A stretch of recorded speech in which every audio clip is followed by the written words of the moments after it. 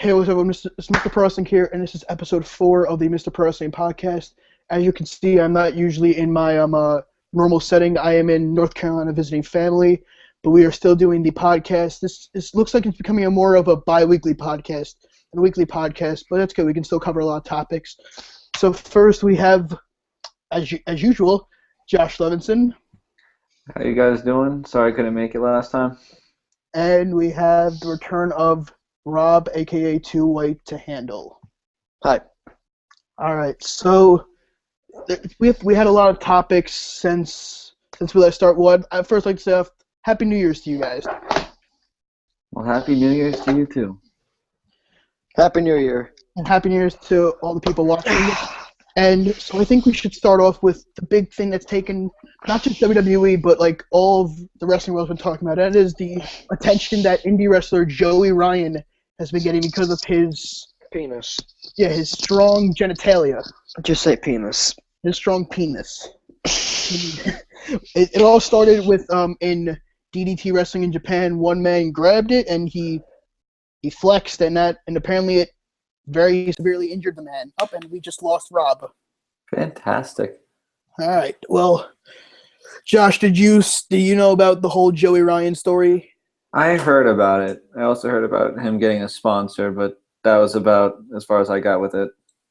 So, for you that don't know, he got sponsored by a porn website.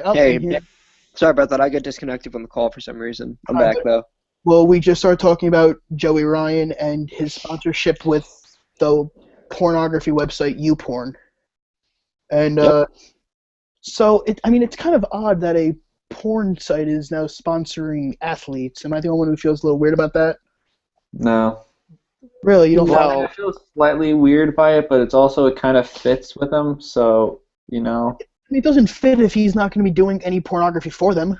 Why do you want to? But, like, the way Joey Ryan is, it kind of makes sense. Like, he's a sleazeball. He's a sleazeball.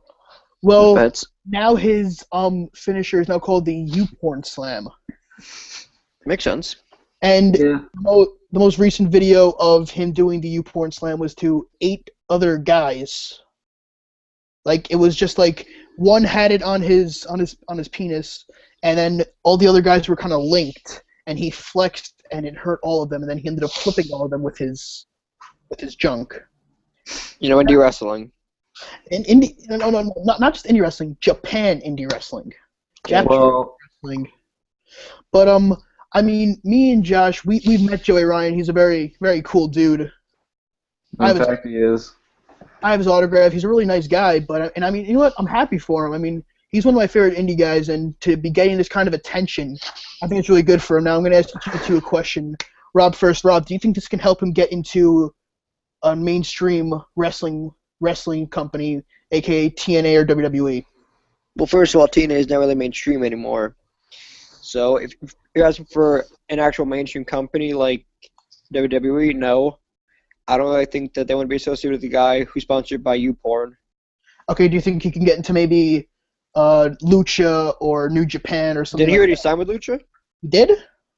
I think I read about that. I think it was him who signed with them. Let me check right now. Hold on. All right, well, Josh, do you think this I'll look that up while you guys talk. Help him get into any company like WWE, New Japan, Lucha Underground, TNA?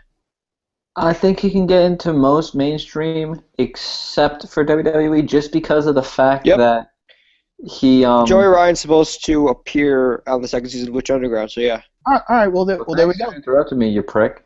I was answering the question. Okay, well, as I'm saying, any other mainstream except for WWE because of how they are trying, they cleaned up everything. If this was still the Attitude Era, it could almost be a more... He's a Val Venus son. Yeah, pretty much. All right, well, there you have it. He has officially signed on to Lucha Underground for season 2. Now, as much as I love Lucha Underground, we're going to get to that later in the podcast. Do you guys know about the Lucha Underground contract that they have? They're signed to 7 years or something with that promotion, and that's because the Young Bucks actually called them out on that. The Young Bucks, they put out a tweet saying like before you try and sign us to 7 years, know who we are or something. So that he can fit in perfectly with the likes of Prince Puma, Johnny Mundo, Pentagon, Phoenix, Mil Mascaras, all of them. He can fit in perfectly there. So, Joey Ryan joining another big stream wrestling company, I'm happy for the guy. Yeah, me too. So you know what? This is a perfect segue into our second topic, the return of Lucha Underground coming later this month. Now, some big names that they signed are, of course, Joey Ryan, PJ Black, and Rey Mysterio are three big names that they've signed. Are either of you guys familiar with Lucha Underground? Like, did you watch the first season like I did? I haven't watched the entire season, but I have watched most of it, and I do have to say I do like it. For those of you who have not watched it, at first the gimmicks are going to kind of throw you a little bit, but that's just how it is. But the wrestling itself is really good. It is very amazing. Rob, you didn't really watch Lucha Underground, did you? No, but I did watch that casket match or whatever they called it. Mm-hmm. I watched that match, and I watched the Chavo Guerrero headshot to Sexy Star. That was deadly. Well, that's all I've seen though of it, but I'm aware of it. Me personally, my favorite match from Lucha Underground this year was the all-night-long match between Johnny Mundo and Prince Puma. It was fantastic. They killed themselves. Puma speared Mundo off a barricade through 4 tables, and that was quite the match. Insane. But now Season 2 is coming up, I think, on January 23rd, and I am going to make sure I don't have El Rey on my cable provider. They don't. Optimum doesn't support them, but I have a website that gives it to me. That's how I keep up with Lucha.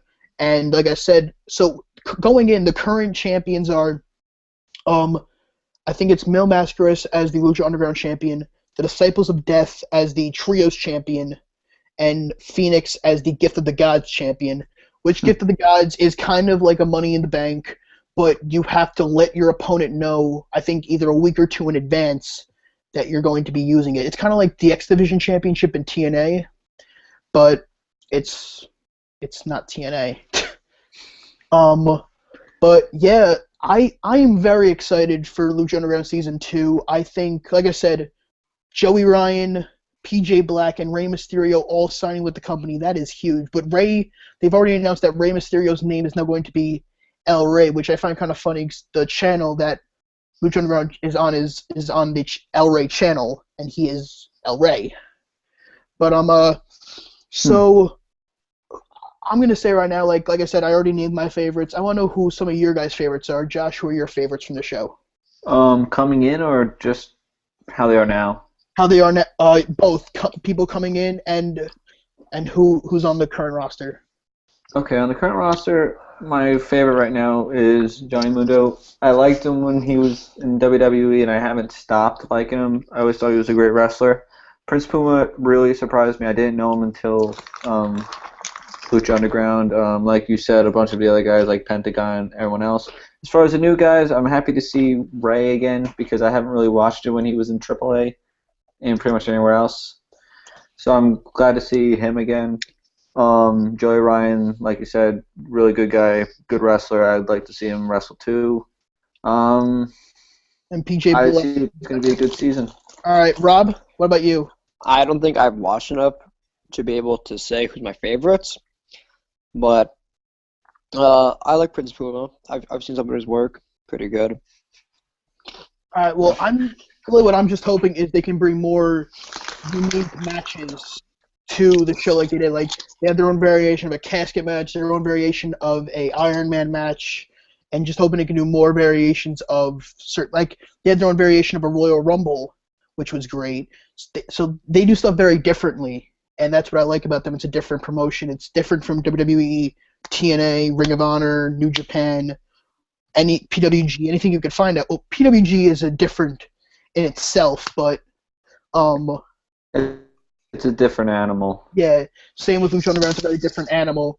So next, I think we should talk about is the Slammys and how big of a rip-off, disappointment, whatever you want to call it, it was. I thought it was terrible. Josh, what did you think of it? What? What do you think of the Slammys? Good or bad? I'll give it a mix. All I gotta say is it kind of stinks how most of the people who actually won the award weren't there. Hmm. That kind of annoyed me. I was happy to see Seth Rollins get the Slammy though. Yeah, he deserved it. That, and especially since he was like out there on crutches, kind of Yeah, makes the fans remember he's here.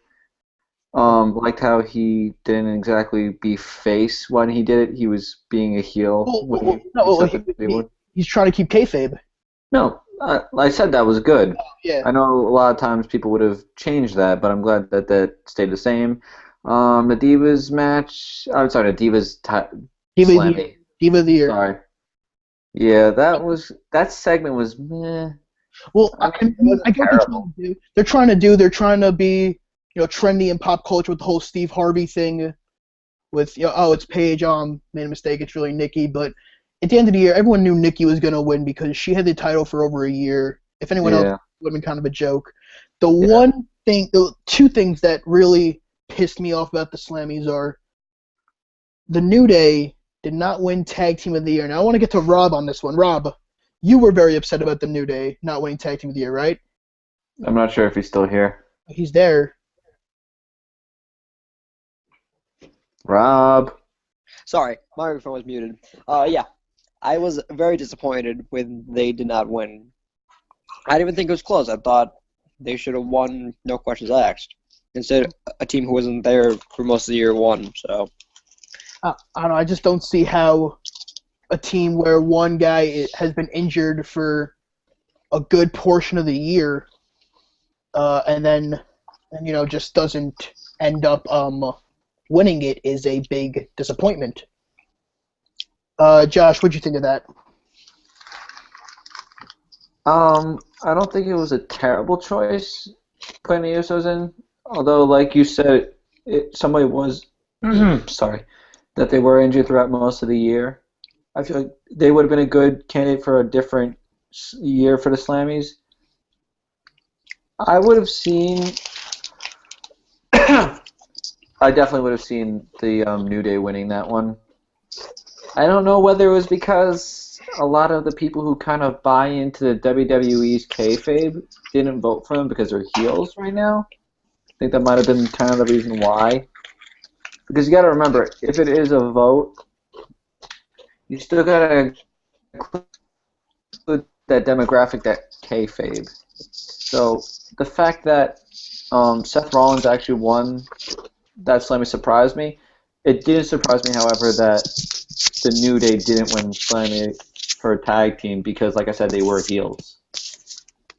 Yeah, I know I may have changed areas. I had to leave Yeah, the that in, freaks me out. but Change. hold on. Rob, I think that's you. You're making a lot of scratching noise, oh, my bad. but the other thing that angered me was Kevin Owens not winning Breakout Star of the Year. I don't know how a guy who did all this in 1 year, was an NXT champion, beat John Cena in his debut match, and became the Intercontinental Champion, lost to a guy who did a red arrow off a ladder. That was the highlight of his year. I just don't see how Neville could win Superstar of the Year. What are your guys' thoughts? I'll go to Rob. I mean, I'm a big Kevin Owens fan. I didn't like it though, but I like how they're playing it off now. How Kevin Owens is like batshit crazy now. Mm-hmm. Like I was at Raw this week when he powerbombed Ambrose through the table. The entire crowd popped for that. So All right. I hope that we see more of that Kevin Owens now. All right, Josh, what are your thoughts on the whole Kevin Owens not winning over Neville? Like I said, I don't know whether or not it's actually a vote or not, but if it is, it kind of makes sense because people are like, oh, look at that red arrow move. Yeah. Meanwhile, like I said, Kevin Owens is a heel, so they're not going to look at that. I definitely would have voted for Owens, though. I've watched him when he was in other companies also, and I thought he really deserved that award. Mm-hmm. But the fact that Neville won doesn't entirely surprise me. Yeah, I mean, I just think I think that Kevin Owens, like I said, the whole year that Kevin Owens had was the best year out of everyone. Maybe if anything, a second place winner could have been Charlotte because she won the Divas Championship and she was the NXT Women's Champion. But any other thing, I don't see how they could win. It just doesn't really make sense. And everything else, me personally, as someone who voted in the Slammy Awards, I feel cheated. Plain and simple. I feel like the vote. I even tweeted about match of the year. I'm like, I'm not voting for this one because our votes mean shit. Because personally, I think the match of the year should have either been the triple threat at the Royal Rumble or John Cena versus Kevin Owens. I don't think it should have been as good as Brock versus Taker was inside the Hell in a Cell. I don't think it should have been a match of the year. Now I think a great way to transition to one of our final topics is, even though it's a new year, yes it is, a little New Day pun right there, but we should do an end of the year kind of thing with all companies. So Superstar of the Year, Match of the Year, maybe Promotion of the Year, stuff like that. So I think first of all we should obviously give it out to Superstar of the Year. Now thinking of this, I'm gonna have to go with Jay Lethal from Ring of Honor. Jay Lethal. You're going all okay. Yeah, all promotions. I'm going to go with Jay Lethal because Jay Lethal kicked fucking ass this year. At one point, he was the Ring of Honor World Champion, the Ring of Honor Television Champion. He was the television champion for like a year and a half. No, I think even longer. I think it was over 2 years he was Ring of Honor champion, TV champion for. Now he's the world champion. And every match he has, he puts on a hell of a show. I just saw his match at Final Battle with AJ Styles. An amazing match. So I'm going to have to go with my Superstar of the Year is Jay Lethal from Ring of Honor. Josh, who's your Superstar of the Year? I actually have to agree with WWE on this one. I think Seth Rollins deserves Superstar of the Year. When he freaking cashed in, I got goosebumps. Seeing him run up the aisle with that briefcase in hand, like he's getting chased by the devil, cashing in on the biggest stage of them all, and holding on to it. He never even lost his title, really. Yeah, but you can debate on how shitty he was booked during his run as a world champion. True. However, regardless of how he was booked, he made every match he was in worth watching, pretty much. But the difference is why, because Jay Lethal and Seth Rollins just a bit tired. Jay Lethal and Seth Rollins had similar years. Both were dual champions. They were dual champions at the same time. Well, Jay Lethal was ROH World and TV champion. Seth was WWE United States. And Ring of Honor booked a champion like you should be booked. They booked him winning every match on TV, not running away from every fucking match he has on TV. Not even though he's in a faction, the House of Truth. Truth Martini barely helped him, and if he did, the referee would throw him out. It's not like he had fucking Corporate Kane, Big Show, a whole security team, and Triple H to help him every match. As much as I love Seth Rollins, that's the only reason why he didn't win Superstar of the Year for me. But Josh, I see where you're coming from, and I agree. Rob, who's your Superstar of the Year? I'll agree with you with Jay Lethal, but my number 2 is Seth Rollins. But then 3, I would go John Cena. All right. John Cena really proved a lot for me this year. He proved a lot for me this year. I mean, no, I see it. Name John Cena's... He made it snow in Brooklyn. If you named John Cena's top 10 matches, I guarantee you half of them will probably be from 2015, at least. Oh, yeah, all his open challenges. Exactly. He made Raw, him and the New Day made Raw watchable for most of this year. He did. Without those 2 things, I don't know if I would have watched Raw. I mean, I give up near the end for a little bit, but I would have probably tuned out a lot sooner. And he didn't have to be in the world title picture for that to happen. So I was cheering for Cena. I do have to. Yeah, that was interesting being in Brooklyn, hearing Cena chants and not hearing a response to we were there, unlike Sean BC's in North Carolina, but we were actually there. So yeah. Yeah, I drove all the way to Brooklyn. Twitter hated us. Twitter You guys? Moving Yeah. on from that. Because we were chatting boring at the Sasha Becky match because it was boring. Yeah. Well, No, we actually talk about that too on the show. Yeah. I Did we did. talk about I that didn't mention that because I was watching on TV and We were there. me personally, I did hear the boring chants, but Yeah, because the match was boring. everyone who was watching at home, including myself, really enjoyed it. So I don't know what you guys saw was boring in it, because like I said, Twitter said everyone on the internet loved the match, as well as that I thought it was a really good match. Now I want to get on your guys' thoughts of why you didn't like the match. Rob, let's start with you. Why didn't you like it? It was very slow paced, just very slow paced. Just being there live, they never really got the crowd into it. The only time that the crowd was really hot is when Becky did on the leap onto all three of them on the outside. That's the only time that they got the crowd invested into the match. So if it's a slow paced match and you don't get the crowd invested, then I don't see how you're supposed to get us to care. All right, Josh, were you part of the boring chants? I wasn't yelling really the boring chants, but I do very easily see where they were coming from.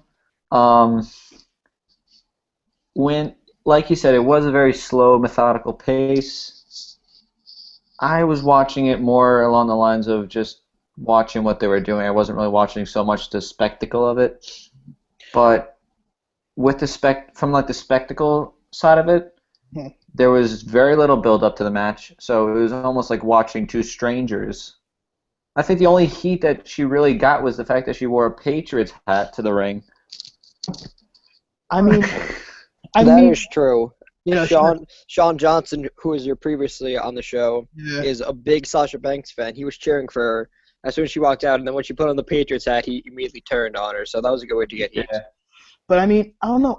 I mean, it obviously wasn't as good as their matches that they had in NXT, but I still think it was very enjoyable. The slow pace. It was just to build the fans up.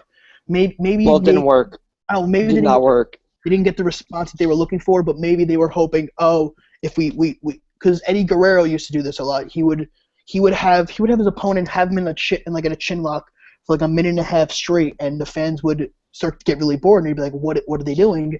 And then he would fire up at the end and get the crowd really into it. Maybe that's but they didn't fire it up though. They never fired it up though. Yeah, it was pretty much from one hold to another, and you got bored by the end of the match. Yeah, but I think they were going for one hold to another. But they were going with. I think they were trying to go the Eddie Guerrero way by maybe hoping by the end of the match that once they fired up, they would get the reaction they wanted, and it just crowd. That's what I think is going on. Also, I saw a few. I don't know whose fault it was. I really don't care, but there were a few botches in the match that kind of added to the decline in the match. Do I think they deserve the boo chance? I don't, but it's very easy to see where they came from, though, because it was a slow, methodical pace. There was very little build-up, and there was botched moves to that. Yeah. So by the end, we were not invested in that match anymore. Whereas with the TV side, I don't know how that was because you were listening to the commentators, which we couldn't do. We couldn't listen to the commentators build that match, so we were just watching them wrestle. I would consider you guys the lucky ones if you can't listen to commentary. Well, yeah. Because the commentary is bad. Well, the reason why I'm saying that is because that's really the only huge difference you guys had. You guys got to listen to the commentators, well, we didn't. But for some reason, you guys seem to have enjoyed the match a lot more than we did. So I'm thinking that might have been one of the differences. Well, I mean, really, what I'm happy about is I do agree. I know there were botches, but the chant in wrestling that I hate the most is "You fucked up." You never chanted that? No. I mean, maybe it didn't come in through the TV, but were they chanting that at Brooklyn? Very little, but no, I never heard it. Good, because that's a chant I can't stand. Boring. There was a chant though of your second least favorite chant of "We Are Awesome." There was a minor chant of that. No, I don't mind that much. I really don't mind It was right after we did the Mexican Wave. Mexican Wave. Yeah. Meanwhile, we have Rusev, Sheamus, and Barrett doing the wave with us. Yeah. But I just hate the "You fucked up" chant because they're out there busting their ass, and you're gonna go and just tell them, oh hey, you guys suck, you fucked up. Like no, that's not cool. That's not an acceptable response to do. I don't know. I just have to get my grievance about that. I hate the you fucked up chant. That's it on that. I think we should get back on track though with the awards for the end of the year. Well, what about John Cena's return? We should talk about that. I don't know. I mean, we might just want to talk about that after the awards, but okay. Fine. No. We'll talk about it right now because you brought it up. But I didn't think it was that big to bring it up because they didn't make it that big. I mean, like he had a good match with Del Rio, but that was really it. It was big in Brooklyn though. He was serenaded. It was very big in Brooklyn. He was serenaded with John Cena sucks chants by me included. Well, he gets serenaded but then he turned the crowd though in his favor.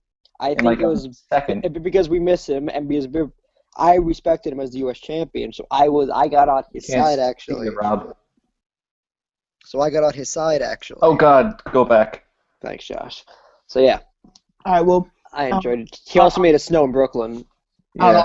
I don't know. I just didn't think it was as big as they could have made it. I know what they did after Raw with him and Roman staring down, which I personally think should have been on the broadcast, not just for you guys. I have a question though. I do have a question for you two there.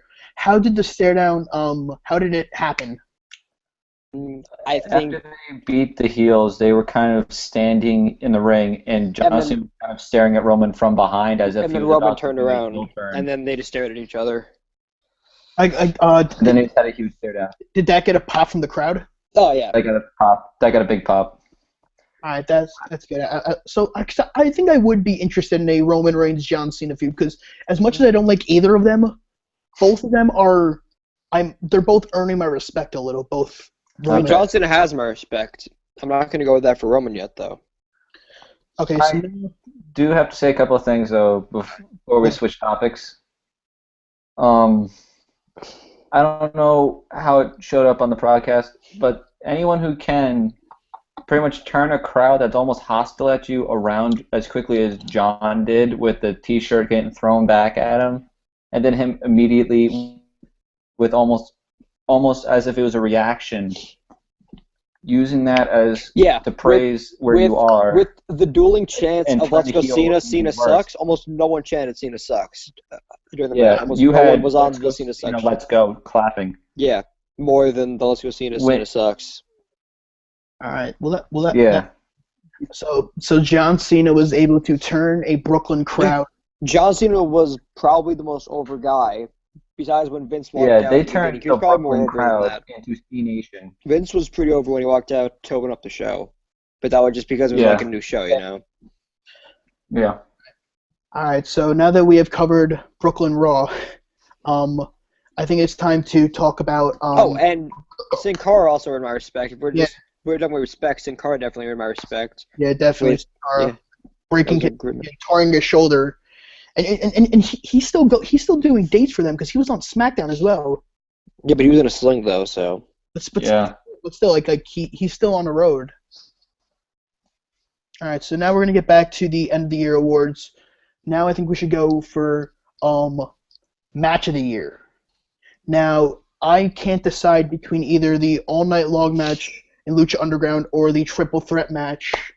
At the Royal Rumble, but I think I'm gonna have to pull towards the Royal Rumble match just because of how amazing it was. And all three of those guys, they literally as much as they killed each other in All Night Long. Before that match, you really never saw Brock Lesnar take that much damage before, and Brock Lesnar allowed Seth to put him through a fucking table. That's pretty big for someone as Brock Lesnar. So I'm going to have to go with Brock Lesnar versus Seth Rollins versus John Cena at the Royal Rumble. Josh, your match of the year. I hate to do this. I'm agreeing with WWE, hopefully for the last time. Just because it wasn't all about the taking of the damage. It was a story being told. Now, it shouldn't have done that much when they ripped the ring canvas up and took some of the padding off. So Wait, you could just see the wooden floor. wait. Are you talking about Taker Brock? Yeah, I'm talking about Taker, Brock, Hell in a Cell. Oh my god. Let me explain why, though. Okay? Go. Them ripping up the ring, it really did play to the story. It was all about telling that big story about how these two have a win on each other, and it was coming down to like this being Armageddon, almost like two forces of nature coming at each other. I do have to say though that the triple threat was a really great match. All three of them did really well, but they just didn't have the storytelling that the other match had, really. All right, It so made it seem like it was God fighting each other, and that the whole arena was going to fall apart. So that's why I still give it them match of the year. Rob, your match of the year. I'm going with either one of you. I'm going with Bailey and Sasha Banks at Brooklyn. Oh, all right. That's my match of the year. Explain. It was just a fantastic match with the build-up, and it was maybe it's because it was the first time that the women got that kind of like a huge reaction, and on the aftermath of the match. But that was just like that match defined a whole era in NXT, in my opinion. No, I mean, if you want to show someone what was the Four Horsewomen in NXT all about, show them that match, the entrances, and the ending of it with the Four Horsewomen at the end. That's all you need to show them. I don't take anything away from you. I mean, being in the crowd during that match, it was amazing, and that's on my top 5 matches, like favorite match of the year. That's definitely up there. Being in that Brooklyn crowd during NXT. I mean, I know everyone has said this before, but seeing grown men cry, that does something, and I would be lying if I said a tear didn't come to my eye. I'd be lying because it did. Like you said, the aftermath was insane, and so I'm gonna have to give it. So I do see where you're coming from, but okay. So those are 3 matches of the year. Next is rivalry of the year. Rivalry of the year, Okay. and rivalry. I'm spreading out to another company now again, and I'm gonna have to go with Puma Johnny Mundo from Lucha Underground solely because of they told a great, like, they didn't tell an amazing story, they told a good story, but also because every single one of their matches was better than the last match the two of them had. Like I said, they started off it was two faces fighting, and then Mundo turned heel on Puma, and throughout the feud they kept teasing that Puma would turn heel with Conan, but he didn't. But like I said, every match was better than the last, and it culminated with the all night long match where they threw off the balcony through the tables. That's why I'm going to go with Puma Mundo for my feud of the year. Rob, your feud of the year. My feud of the year is going to be Kevin Owens versus John Cena. That was my second. With that feud, they only had 3 matches, so it's not like it was a lengthy feud, right? Correct me if I'm wrong. They only had 3 matches, right? Yeah, they had elimination. Yeah, so it wasn't a lengthy feud. Every single match, though, was fantastic. They had really helped our Kevin Owens career. I did not the first 2 matches, I was on the edge of my seat the entire time because I'd never seen anything quite like it. With John Cena against this new guy, and this new guy just doing everything to John. Yeah, it was just his power to beat him.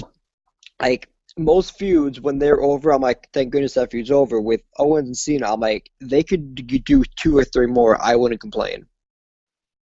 All right, Josh, your feud of the year.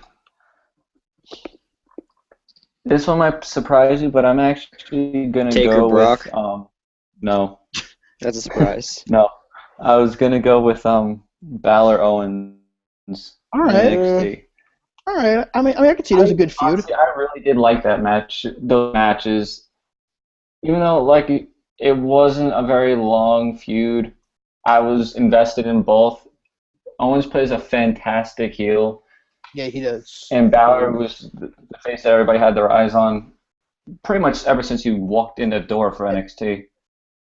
So to see them go at it how they did it, I thought was really cool. Also, one of the matches and specifically stuck out of my head, which was NXT Japan. Sorry, I was really losing myself for a second. Yeah, It was I mean, you stayed up for that. I didn't stay up. I woke up early, which is harder for me. I pulled an When all-nighter for that show, and it was if worth it. if And as soon there's as it, a as soon as match it ended, I just passed happening, out. if there's a match that gets me By the up way, that early in the morning, Christian is saying, "Nice bathroom, Josh. That bath towel is broke." So yeah, All right, Rob. Okay, you don't there's need no to. bath towel. just saying what he said. All right, Anyway, Back to the show. thank you.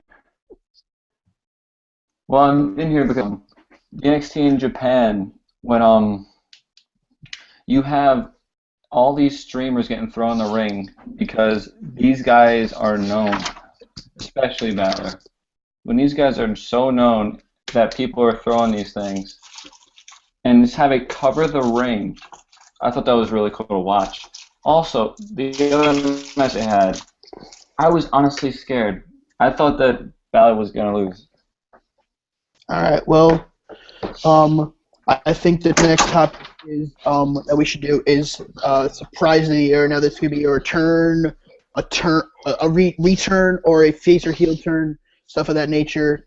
I'm gonna have to go with, this might be biased because I was there, but the Dudley Boys returning in Brooklyn. Now say what you may about what they've done since they've returned, but nobody saw the Dudley Boys returning, and I mean nobody saw them returning. Like when Sting returned, there were rumors about that. And there's always rumors about, oh, this person's turning face, person turning heel. There were no rumors at all of Bubba and Devon coming back to the WWE and being there. The biggest of pops you could get for them when they returned. That's why I'm going with the Dudleys for surprise of the year. Josh, your surprise of the year. I gotta agree with you on that one. That one really did come out of nowhere.